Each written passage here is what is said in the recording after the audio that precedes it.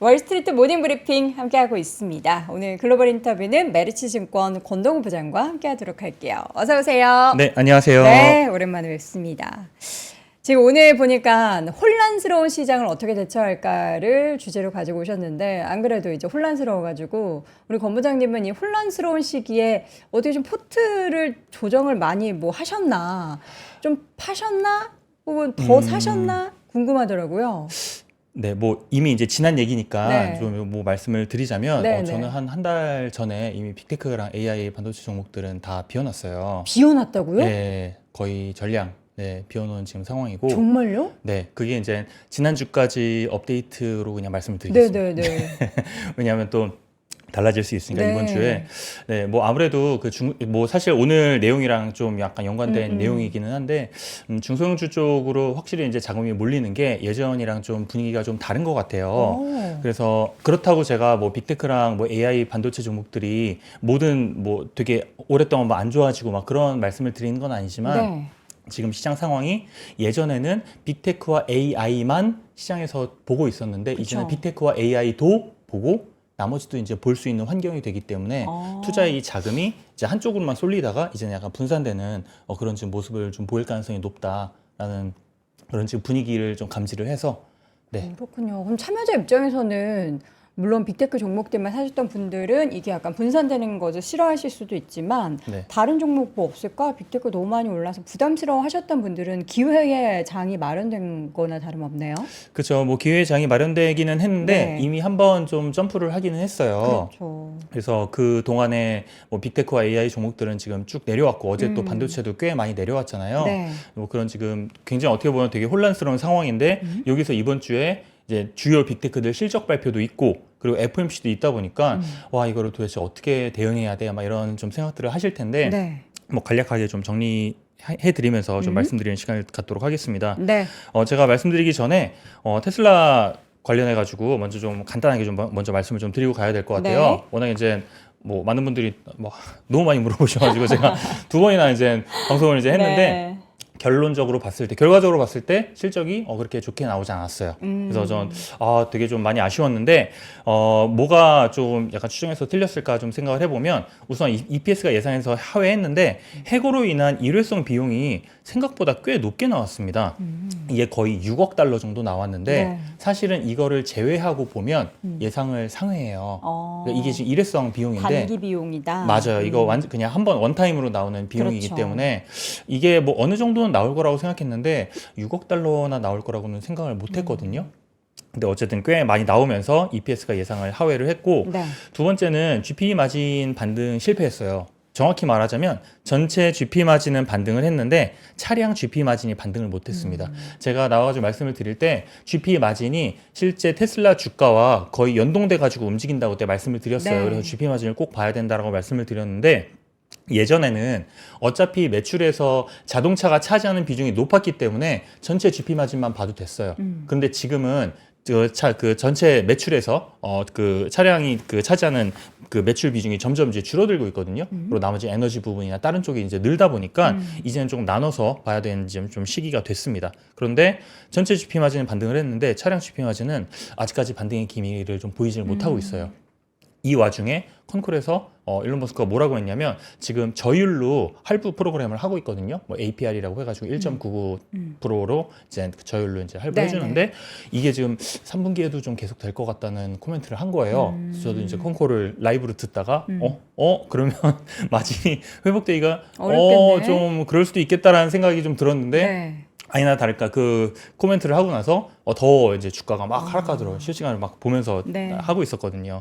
그리고 세 번째로 로보택시가 10월 10일로 연기된 거는 뭐 이미 알려진 사항이니까 이건 스킵하고 그리고 네 번째는 로보택시가 중국과 유럽에서 승인 신청을 지금 했대요. 네. 했는데 올해 내에 승인을 기대한다고 얘기를 한 거 보니까 확정이 아닌 거잖아요. 올해 내 됩니다. 이렇게 좀 자신 있게 말을 못했죠. 네, 됐으면 좋겠다. 네, 이렇게 얘기를 안 하니까. 되면은 뭐 안 되면 뭐 그쵸. 그러면 이제 실망하구나. 내년으로 이제 넘어가는 건데 네. 이게 시간이 조금 더 걸릴 가능성을 좀 본인이 좀 언급을 좀 했고 네. 다섯 번째로 이제 휴머노이드 로봇이 이제 내년에 공장 투입한 다음에 내후년에 대량 양산한다라고 얘기를 했는데 이것도 어떻게 보면 예정보다 약간 늦어진 거예요. 원래는 내년 말 정도면 양산해가지고 막 보급한다 막 이런 식으로 얘기를 했는데 네. 그게 이제 조금씩 이제 딜레이가 됐죠. 뭐 이외에도 뭐 되게 많아요. 뭐 4680 배터리부터 해서 많은데 뭐 그런 것들을 이제 차치하고 그 정리를 해보면 전반적으로 시장에서 지금 기대하는 이벤트들이 조금씩 밀렸어요. 네. 그리고 실적 반등의 시그널이었던 마진이 어쨌든 반등을 못하면서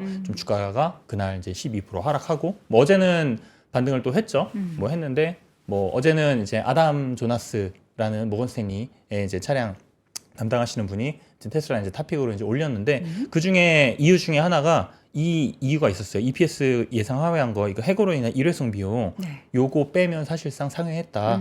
그리고 지금 전기차가 조금 더 그 좀 개선될 여지가 좀 보인다라고 네. 하면서 목표가 $310 하면서 어제 좀 많이 오르긴 했는데 어쨌든 로보택시 10월 10일 요 발표 전까지 어쨌든 좀 이런저런 얘기 나오면서 계속 뭐 박스권 왔다 갔다 할 것 같아요. 그래서 아직 뭐 끝난 건 아니지만 조금 좀 시기가 좀 약간 딜레이 됐다. 네, 그 정도 저 말씀을 해고로 드리겠습니다. 인한 일회성 비용이 이제 지난 분기에 이제 털고 갈 단기적인 일회성 비용이라고는 하는데 보니까 최근에 또 채용을 되게 많이 하잖아요. 또 맞아요. 그에 따른 비용 증가에 대한 우려는 없는 걸까요? 비용 증가 있죠. 있어요. 그 지금 이제 채용 진행 중이고 네. 한 800명 정도를 AI와 그 휴머노이드 로봇 관련된 사람을 지금 뽑고 있는데 그 해고한 사람들은 어쨌든 1000명대, 몇천 명대이기 때문에 네. 그거 대비해 가지고는 확실히 좀 적은 비용이 크진 않다. 네네 비용이 뭐 분명히 뭐 플러스는 되겠죠. 네네. 하지만 뭐 마이너스 된 것보다는 플러스 된 게 크진 않을 걸로 보고 있습니다. 알겠습니다. 테슬라 관련해서도 많은 분들의 궁금증이 있었기 때문에 저희가 제시해 드렸는데 결국에는 이제 로보택시 관련한 이야기가 어떻게 나오게 될지가 확실한 테슬라의 이제 불을 뿜게 될지 그렇지 않을지를 결정하게 될 것으로 예상하고 있습니다. 어떻게 시장의 분위기는 일단 기대를 되게 많이 하고 있잖아요.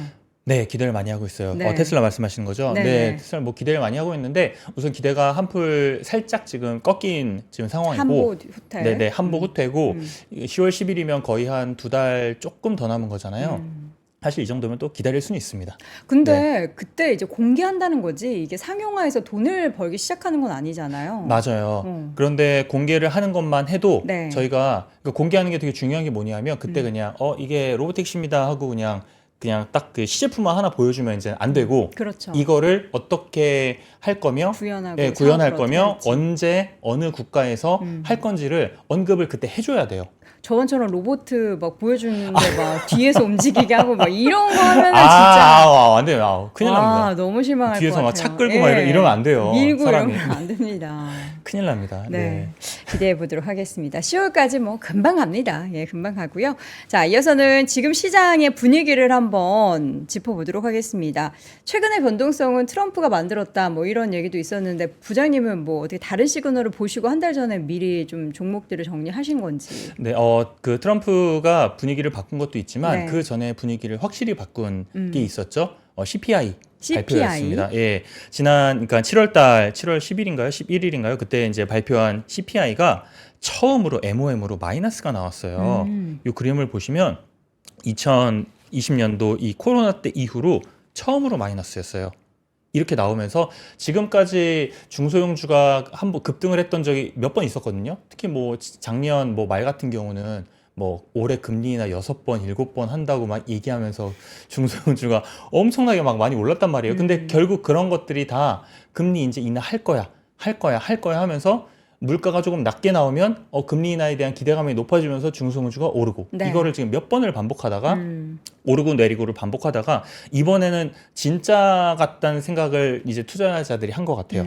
그게 그 시그널이 어쨌든 CPI, MOM 기준으로 네. 마이너스가 나온 게 굉장히 좀 결정타였고 이렇게 하면서 이제 중소형주가 급등을 했죠. 근데 급등을 한 정도가 어느 정도였냐면 지금 거의 나스닥하고 러셀 2000하고 거의 붙었습니다. 이제 연간 수익률이 붙었는데 이 YTD 이 수익률 갭이 20% 정도까지 벌어졌었어요.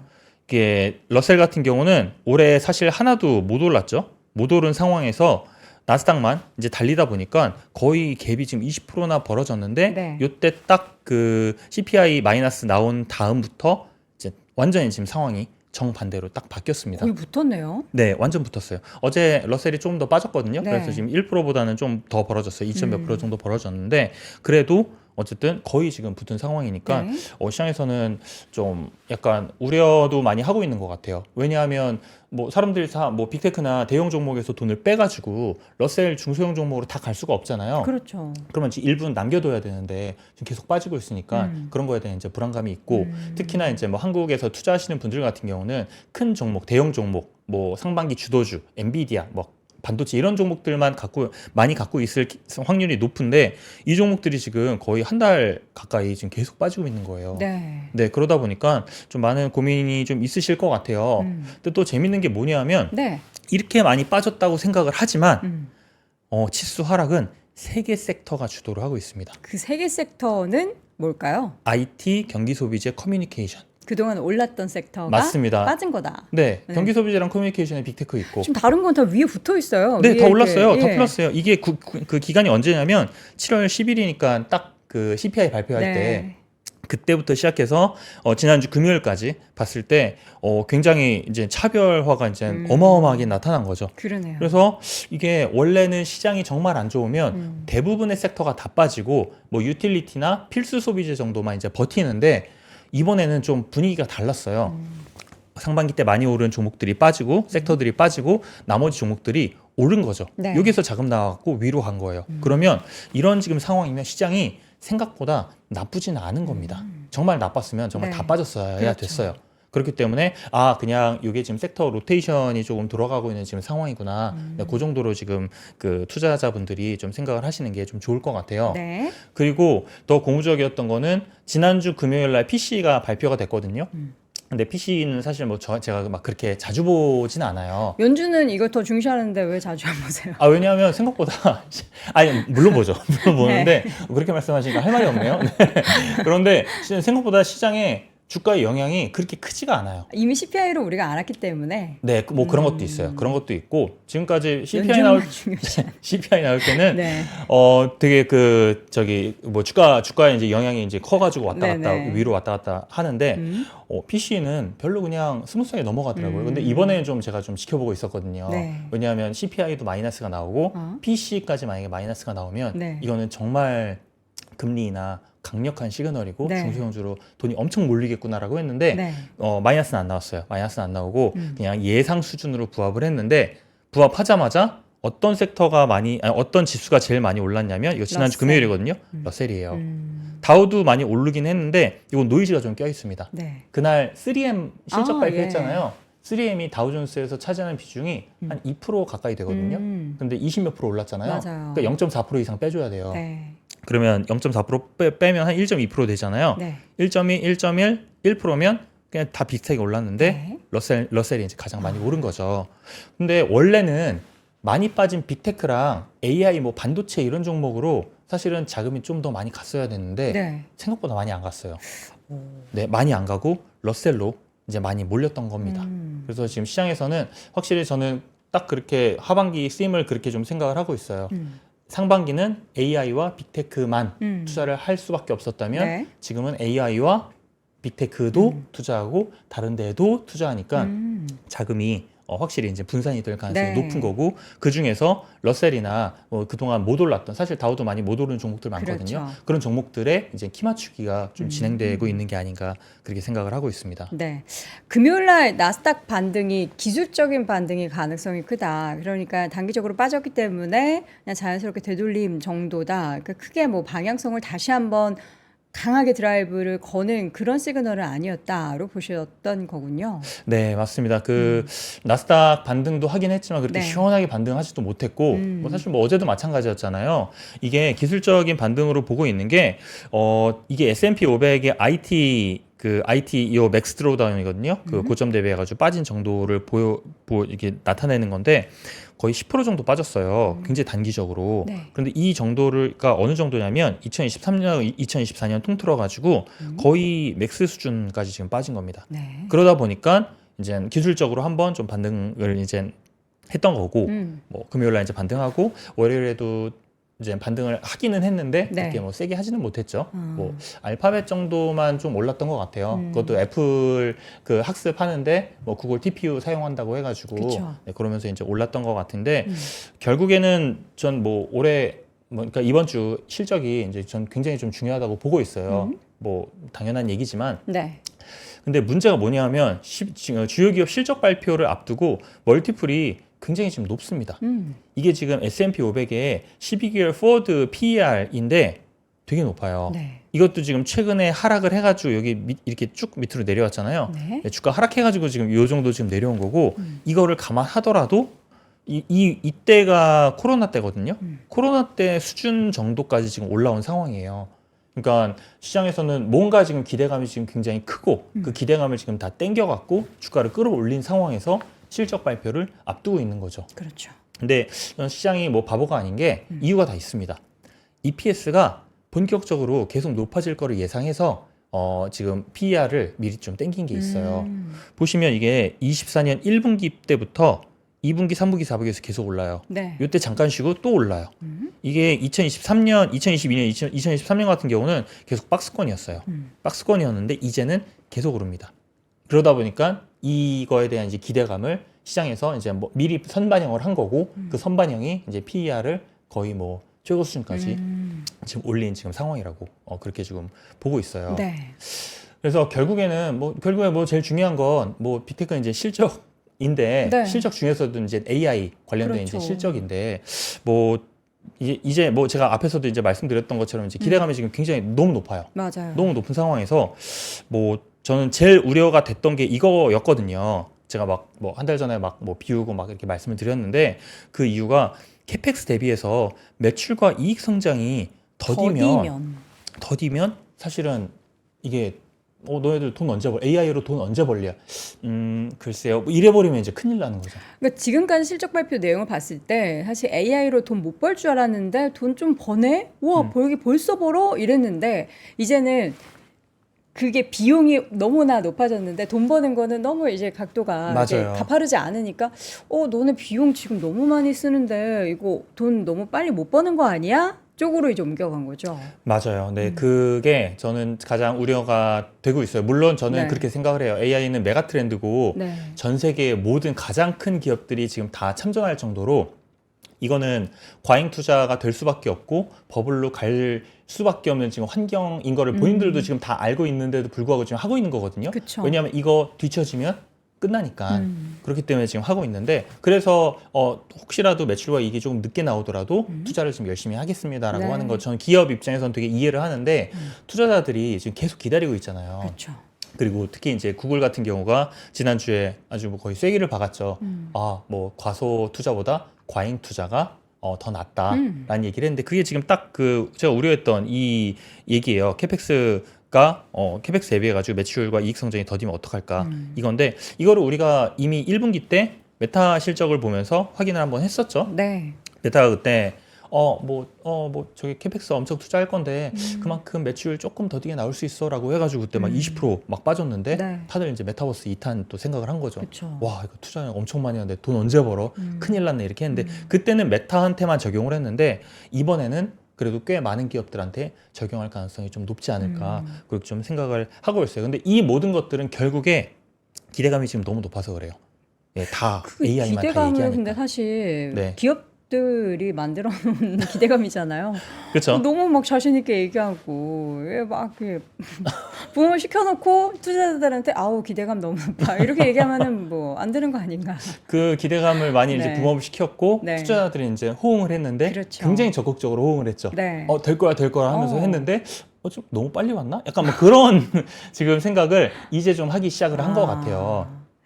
제 M7 종목 중에서 테슬라와 구글 실적 발표가 있었고 이제 네. 앞으로 5개 기업의 실적 발표가 남아 있는데 이 기업들이 어떻게 이제 실적 지금 숫자도 중요하지만 향후 가이던스나 컨코울에서 어떤 발언을 하는지가 되게 맞아요. 중요할 것 같아요. 네네.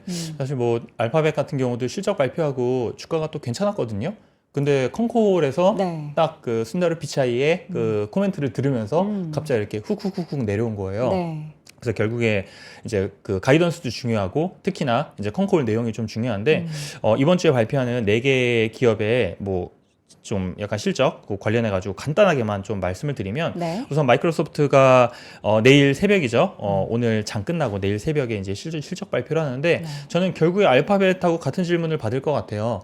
너희들 돈 언제 벌래? 음. 코파일럿 너 투자 많이 했잖아. 요새 되게 조용하잖아요. 조용하죠? 마소가. 네, 굉장히 지금 조용해요. 이게 뭐냐면 결국에는 지금 많은 기업들이 채택을 아직까지는 많이 안 하고 있는 것 같아요. 그래서 이 코파일럿에서 지금 유의미한 매출이 없는데 이거 관련해가지고 만약에 알파벳이랑 같은 대답을 하게 되면 네. 알파벳이랑 같은 운명을 받을 가능성이 전 있다고 보고 있고 네. 그런데 만약에 코파일럿으로 유의미한 매출이 언제까지 있을 것 같다라는 코멘트를 만약에 했다라고 하면 그거는 아마 주가에는 좀 긍정적으로 좀 작용을 할 것 같아요. 그래서 컨콜 내용에서 코파일럿 언제 돈 버는지에 대한 코멘트가 굉장히 좀 중요합니다. 네. 두 번째 이제 메타는 이제 31일 목요일 새벽에 이제 발표를 하는데 사실 뭐 이미 지난 분기 때 캐펙스 대비해서 AI 매출 더딜 가능성을 언급을 해서 한 대 맞았어요. 이제 예방 주사를 이제 한 대 맞은 건데 미리 맞았어요. 근데 이게 단기간에 크게 바뀔 것 같지는 않거든요. 그럼 같은 얘기를 반복할 가능성이 높은데 전보다는 타격은 좀 적을 것 같아요.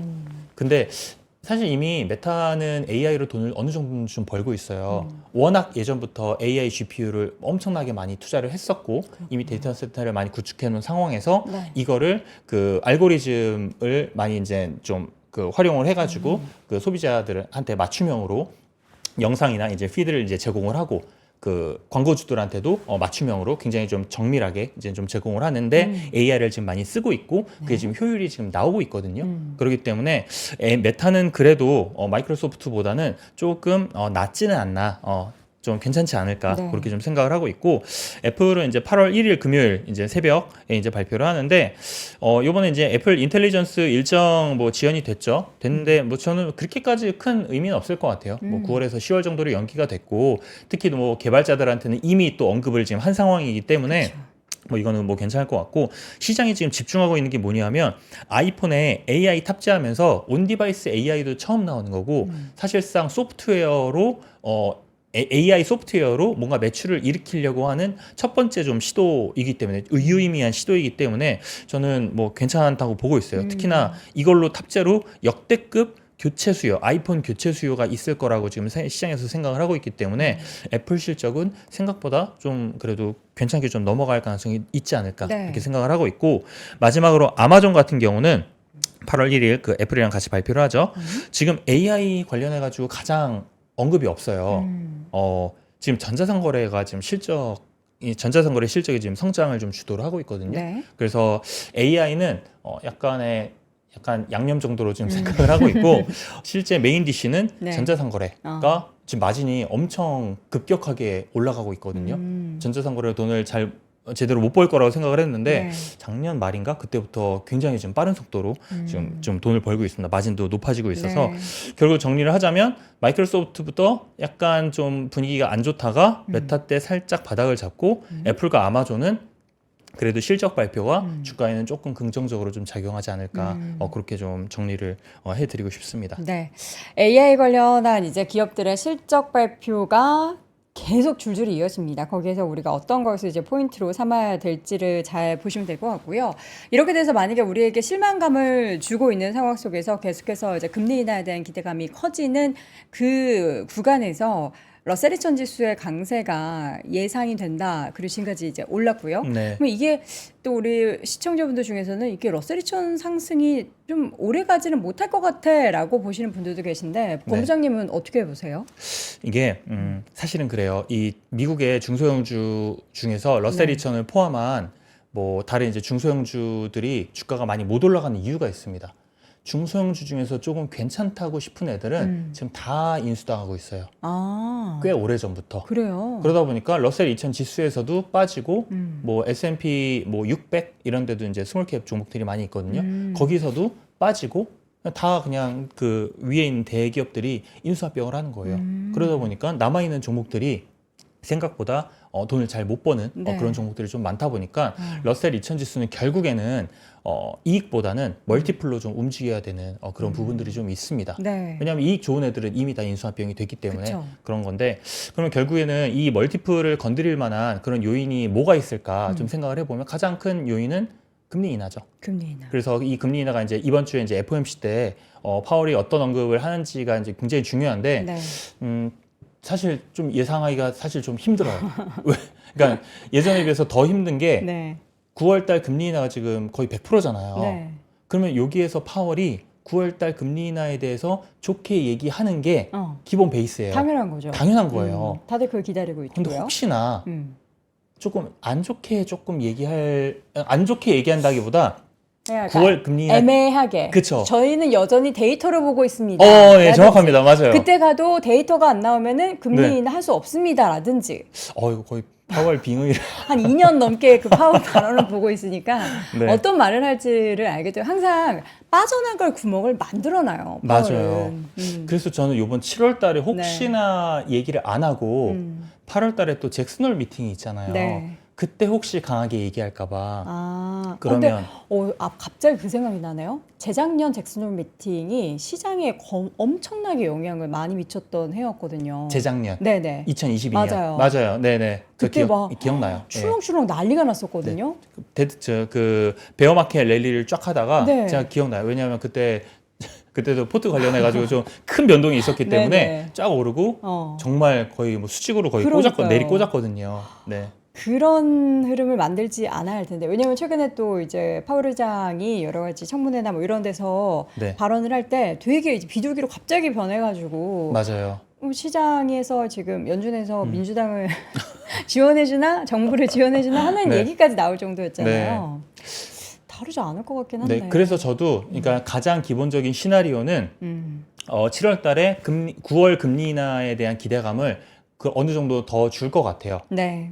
그렇게 만약에 주게 되면 저는 중소형주에 조금 더 이제 플러스가 좀 될 것 같아요. 아무래도 금리에 민감하고 멀티플에 좀 많이 좀 이렇게 좀 움직이는 러셀 2000 지수다 보니까 그렇게 될 것 같고 만약에 7월 달 요번 FOMC 때 별말 없다. 아까 하신 것처럼 네. 거의 복사 붙여넣기 수준이다라고 하면 사실 러셀 2000 지수도 안 좋고 그리고 빅테크도 안 좋고 그러면 이제 전반적으로 이제 다 안 좋은 거예요. 그러면 저희가 지금 다음 모멘텀을 언제로 생각해야 되냐 네. 보면 엔비디아 실적 발표예요. MBS 발표는 8월 말 아니에요? 네, 그러면 이제 한 달 동안 이제 조금 고생할 박스권에서 이제 고생할 지루한. 수도 있다는 거죠. 그러니까 제가 뭐 말씀드리는 게 그렇게 된다는 게 아니라 투자자들은 항상 시나리오를 여러 개를 지금 세워놔야 되거든요. A로 할 때는 어떻게 대응해야 되고 B로 할 때는 어떻게 대응해야 되고 이렇게 해야 되는데 워낙 이제 사람들이 긍정적인 회로를 이제 많이 돌렸고 네. 그리고 지금 실적 발표를 지금 앞둔 상황에서 불안불안한 지금 상황인데 네. 혹시라도 안 될 경우도 저희가 좀 대비를 해야 되기 때문에 이번 어쨌든 FOMC 요 코멘트에 따라 가지고 정말 러셀과 그 나스닥에 있는 종목들도 전부 다 안 좋아질지 아니면 한 지수만 좋아질지 두 지수가 다 좋아질 것 같진 않아요. 네. 근데 그렇다고 뭐 빅테크 종목들이 깨지는 건 아닌데 조금 지루하다 정도 보시는 거죠. 와, 그렇다고 로스를 간다고 맞아요. 이런 건 아니잖아요. 그런 말씀을 드리는 다 건 눈치를 아니에요. 보면서 이제 가지고 있기는 한데 네. 뭔가 확 이제 올라가지는 못하는. 쉬었다 가는 거죠, 결국에는. 네. 워낙 많이 올랐기 때문에 빅테크와 AI 반도체들이 조금 더 쉬어갈 룸은 좀 있다. 네, 그 정도 말씀을 드리는 겁니다. 그러면 일단 1차 FOMC에서 파월 의장이 정말 시장에서 예상하는 정도의 발언을 하게 될지 그렇지 않을지에 따라서의 단기적인 시장의 방향성은 뭐 러셀만 가는지 네. 뭐 그렇지 않고 다 이제 힘들어지는지가 알 수 있을 거고 그 다음에 이제 8월에 있을 잭슨홀 미팅이나 아니면 엔비디아 실적 발표가 또 다른 분수령이 될 텐데 네. 여기에서 만약에 또 내용이 나오면 시장의 방향성 그 다음부터는 이제 완전하게 우리가 보일 수 있는데 그러면은 7월에서 8월 사이에 지금 7월 말과 8월 초 네. 그냥 이 시장을 바라보고 있어야겠네요. 뭐 적극적으로 뭔가 사고 팔고 이렇게 결정을 하기보다는 분위기가 혼란스러울 때는 네. 조금 뒤에서 그러니까요. 관망을 하는 것도 네. 저는 괜찮다고 생각을 하고 있어요. 그리고 저희가 항상 주식시장에 들어가서 계속 전투를 할 수는 없잖아요. 그렇죠. 전투를 하다가 뭔가 계속 공격을 했는데 공격이 안 먹혀요. 그러면 뭐가 좀 이상한데라고 하면 잠깐 해가지고 뒤에서 공격 안 하고 일부 후퇴. 네네 일부 후퇴하고 잠깐 좀 바라보는 그런 시간도 사실 좀 필요하기는 합니다. 7월 말에서 8월 초가 휴가 시즌이에요. 그래서 우리 시청자분들도 네. 휴가를 많이 가셔가지고 지금 새벽에 다들 어디 가셨거든요. 그럼 지금이 딱 그냥 계속 덮어놓고 휴가 딱 갔다 오면은 그 다음에 이제 딱 내용들 나오면은 이거 해야겠구나. 이쪽으로 우리 좀 옮겨야겠네. 이렇게 결정하시면 되겠네요. 네, 뭐 그거는 사람마다 좀 다르겠죠. 아니 저는 그 한 달 전에 빅테크 네. 종목들을 계속 이제 비중을 많이 줄이셨다라는 게 네. 되게 충격이었어요. 아, 네. 네, 저도 이거를 다 비워냈다고 하시니까. 예, 하도 비워가지고 네. 예, 고객분들한테 연락이 왔습니다. 아, 왜 이렇게 답하냐? 무슨 일이냐? 네네, 뭐 무슨 일 있냐고 해가지고 네, 그래서 거기에 뭐라고 답변하세요? 뭐 말씀드렸죠. 어쨌든 가장 중요했던 건 그거예요. 네. 그거예요. 그러니까 기대감이 너무 높은데 캐펙스 대비해가지고 네. 지금 매출이 지금 안 나오는 구간인데 이거를 좀 정당화할 만한 지금 상황이 아니다라는 게 네. 사실상 거의 이제 메인 뭐 이유였죠. 네. 예전에 권동우 부장님하고 방송했을 때 그런 러셀2000 종목들, 그러니까 중소형주 얘기를 네. 했었던 기억이 맞아요. 있어요. 종목을 네네. 명확하게 구체적으로 뭘 말씀해 주셨는지 까먹었는데, 근데 사실 러셀2000, 그러니까 우리가 S&P 500에 있는 종목들도 파악하기 되게 어려운데 네. 나스닥도 뭐 뒤에 있는 종목들은 사실 모르는 종목이 그쵸. 많고요. 러셀2000은 지금 1위가 뭔지도 모르거든요. 뭐 사실 그렇게 뭐 네. 아실 필요는 없습니다. 예, 그냥- 러셀 2000 섹터를 투자한다기보다 네. 제가 말씀드린 중소형주는 시가총액 기준으로 우리나라 한화로 10조 원 미만 시가총액 되는 종목들은 네. 다 중소형주로 그냥 분류를 하고 있어요. 네, 그런 종목들을 말씀드리는 거고 네. 그중에서 뭐 러셀 2000에 포함되는 애도 있고 아닌 애들도 있습니다. 네. 무조건 러셀2000 지수를 말씀하신 게 아니라 네. S&P 500이나 나스닥 안에서도 그동안 시총 상위 뭐 5개 종목, 10개 종목이 올랐다면 이제 그 외의 종목을 봐야 한다. 네네, 뭐 그런 거죠. 그렇게 따지면 산업 중에서는 어떤 산업을 가장 좀 탑픽을 보세요? 그런 테크 쪽에서 중소형주로 보시는 거예요? 아니면 아예 다른 산업? 그거는 제가 산업으로 접근하잖아요. 네. 올라갈 때는 산업으로 접근을 했는데 지금 같은 경우는 산업으로 접근을 하는 게 아니라 네. 종목 단으로 접근을 하고 있어요. 개별 그래서 종목. 이렇게 완전 개별 종목으로 접근을 하고 있는 거죠. 그래서 테크 쪽이나 뭐 산업재나 뭐 금융도 있고 네. 소비재도 많고 네. 네, 다 너무나 좀 다양합니다. 결국에는 예전에는 좀 투자가 그나마 좀 수월했던 게 굵직굵직한 큰 초대형 기업 아니면 뭐 큰 IT 중에서 반도체, 하드웨어 하다 보니까 그 중에서 뭐 몇 개만 골라도 올라갔잖아요. 그러니까 투자 쉽다라고 하는데 그쪽이 이제 쉬다 보니까 나머지 종목들 중에서 고르려고 하면 이제부터 이제 완전 개별 종목으로 하나하나 이제 들어가야 되는 거죠. 그래서 아마 투자자분들이 시장을 대하는 난이도가 네. 좀 많이 좀 높아졌을 거예요. 그렇습니다. 네. 그 그동안- 시기가 조금 더 혹시나 길어질 수 있지 않을까라는 우려가 좀 저한테 좀 있는 거죠. 알겠습니다. 2주 뒤에 또 나와주실 거죠? 제가 2주 뒤에 일정이 좀 있어가지고 그럼 다음 주에 나와주세요. 제가 거의 포트폴리오 지금 제일 민감한 시기에 다다음 주에 일정이 있으시다뇨. 그건 제가 작가님한테 말씀드려서 스케줄을 다시 잡도록 하겠습니다. 빠져나가지 못하십니다. 자, 권동훈 부장님과의 스케줄은 제가 잘 잡아보도록 하겠고요. 오늘 메리츠증권 권동훈 부장 함께했습니다. 고맙습니다. 네, 감사합니다. 박근영, 이선영, 서경인, 염승환 투자 마스터들의 세심한 케어로 건강한 투자 습관을 만드세요. 3프로 멤버십 3프로 앱에서 확인하세요.